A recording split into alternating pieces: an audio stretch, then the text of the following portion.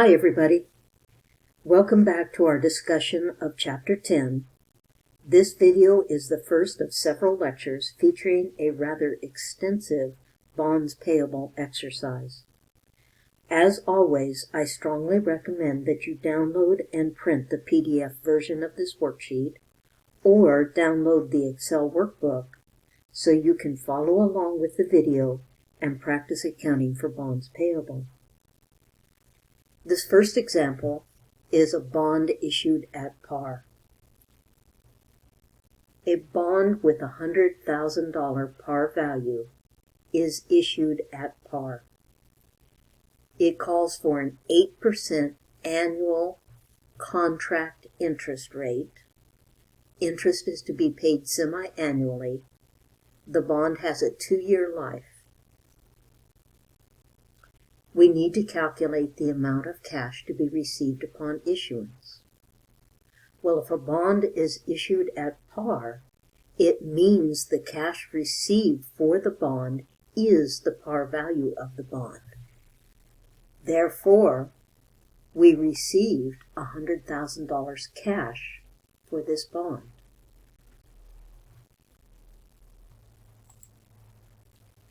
Now we need to prepare the journal entry to record the bond issuance.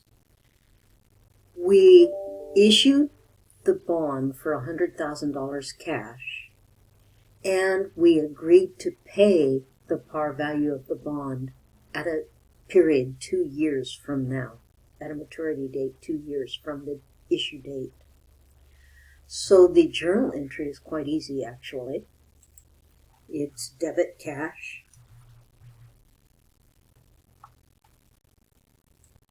for $100,000 and credit bonds payable $100,000. Now we need to prepare the journal entry to record the first semi-annual interest payment. I'd like to have you take a look at this. The way the interest is calculated is, first of all, we multiply the contract interest rate times the par value of the bond.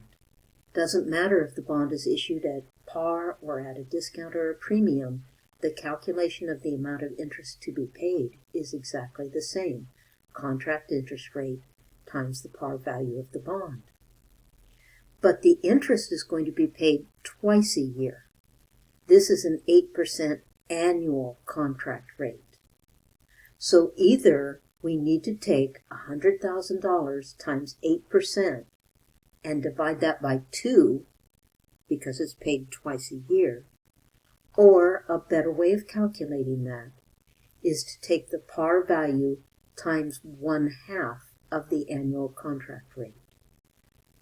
Either way you calculate it, the interest payment is $4,000.